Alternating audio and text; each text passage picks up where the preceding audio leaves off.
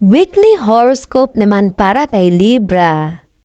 Sa linggong ito, mararamdaman mo ang pangangailangan para sa higit na kalayaan sa ilalim ng impluensya ni Venus. Ilaan ang iyong sarili ng kaunting oras para sa iyong sarili at araw-araw. Alagaan ang iyong pamilya, ngunit maglaan ng ilang minuto kasama ka araw-araw. Makakatulong ito sa iyo na mas mahusay na ayusin ang iyong mga iniisip at i-orient ang iyong sarili sa iyong sariling mga damdamin.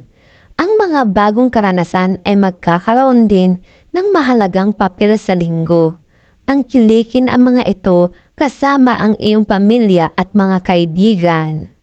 Para sa pag-ibig, palalakasin ng buwan ang iyong malalim na damdamin at damdamin ng pag-ibig. Magbigay ng pagmamahal sa lahat ng taong mahal mo.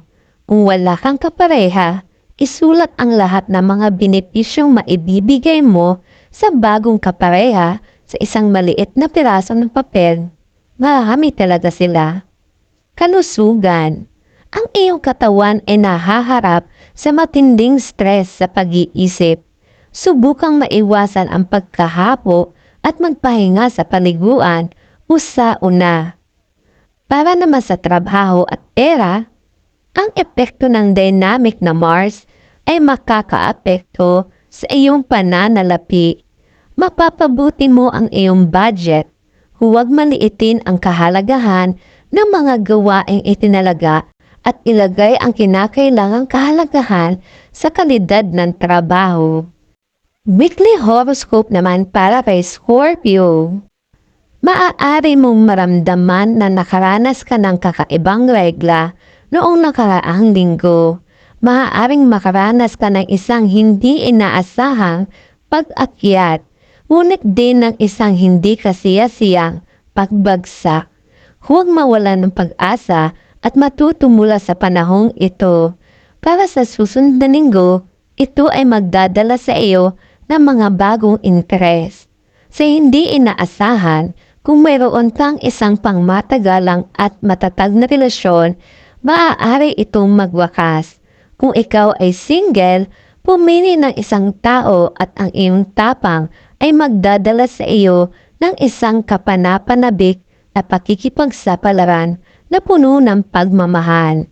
Huwag kalimutan ang lumang tuntunin na ang panganib ay tubo.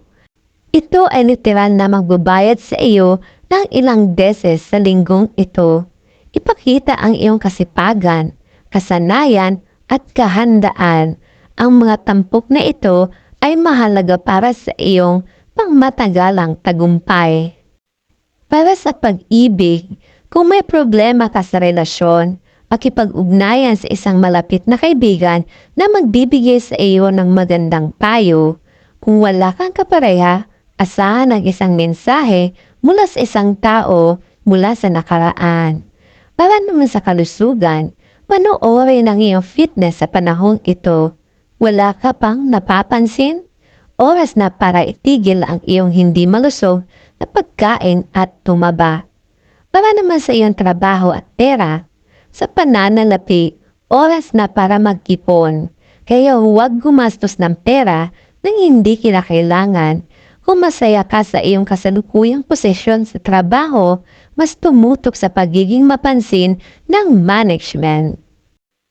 Para naman sa weekly horoscope ni Sagittarius. Mag-schedule ng petsa ngayong linggo. Kung ikaw ay nasa isang relasyon, oras na para makipag-ugnayan sa iyong kapareha. Kung ikaw ay walang asawa, huwag umupo sa bahay ngayong linggo at lumabas sa isang kumpanya. Maglaan ka lang ng oras sa mga mahal mo. Umalis sa iyong zone ng kaginhawaan, kaba o kawalan ng katiyakan. Pagtagumpayan ang lahat ng mga hadlang sa isip at haka-haka na pumipigil sa iyo na maging mas malapit sa mga mahal mo. Sa iyong buhay, dapat mong idaan ang iyong mga layunin at tingnan kung nasa tama ang taandas ka pa rin para sa iyong kaligayahan. Para sa pag-ibig, pumunta ka at bisitahin mo ang iyong mga lolo't lola. Palakasin hindi lamang ang iyong pagmamahalan, kundi pati na rin ang mga relasyon sa iyong pamilya na susuporta sa iyo sa mahihirap na panahon. Ang mga single ay matutuwa sa panandalian ngunit kapanapanabik na kumpanya sa malapit na hinaharap. Para naman sa kalusugan, ang iyong pag-iisip ay nangangailangan ng pahinga. Ibabad ang hot tub, punuin ito ng live na asin at tamasahin ang napapahinga sa gabi sa mga bula. Para sa iyong trabaho at pera, may pagkakataon kang manalo ng malalaking halaga ng pera. Sa panahong ito, makakagawa ka ng mga konkretong hakbang upang mapabuti ang iyong trabaho. Para naman sa weekly horoscope ni Capricorn. Walang kakaibang mangyayari sa anumang kalahati ng linggong ito. Gayunpaman, dapat mong bigyan ng higit na pansin ang iyong pamilya na matagal nang nakadama ng kawalan ng pakikipag-ugnayan sa iyo. Sa ikalawang kalahati ng linggo, huwag kalimutang maghanap ng oras upang mapagpahinga at pagpapabuti ng sarili. Tandaan na magpahinga ng higit pa at tumuon sa pagkumpleto ng lahat ng gawaing nasimulan mo. Huwag mag-iwan ng anumang bagay na hindi natapos sa mga susunod na linggo dahil maaari mo ito mag-on sa'yo. Para sa pag-ibig, hanapin mo ang kasalanan sa sarili mo. Hindi ang iyong partner ang may kasalanan sa lahat ng masamang nangyayari sa iyo. Kung wala ka pang kapareha, huwag kalimutan na ang pag-uugali ng tiwala sa sarili ay umaakit sa bawat lalaki. Para naman sa kalusugan, kailangan mo ng paggalaw. Hindi mahalaga kung mamamasyal ka sa kanayunan o bumaba ka lang sa bus ng 3 hintuan ng mas maaga, papunta sa trabaho o para namili. Trabaho at pera naman. Sa larangan ng pananalapi, pangunahing tumutok sa iyong hiling, sipag at sigasig. Darating din ang pera. Kung hindi mo na kayang panatilihin ang bilis sa trabaho, oras na para huminga at magpahinga. Weekly horoscope naman para kay Aquarius. Ito na ang tamang panahon para paunlarin ang iyong kasanayan sa wika at matuto ng bagong wika.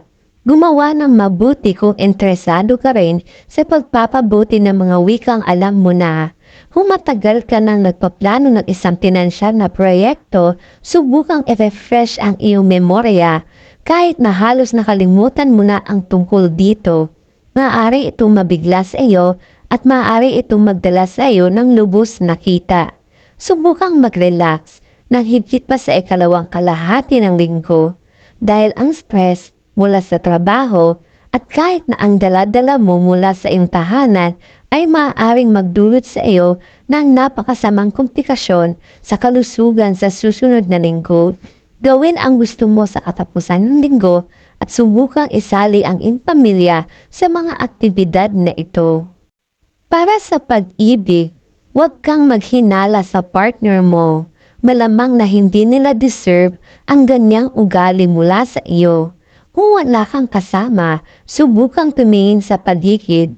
Malalaman mo na ang isang maganda na tinatago mo sa iyong puso ay interesado sa iyo.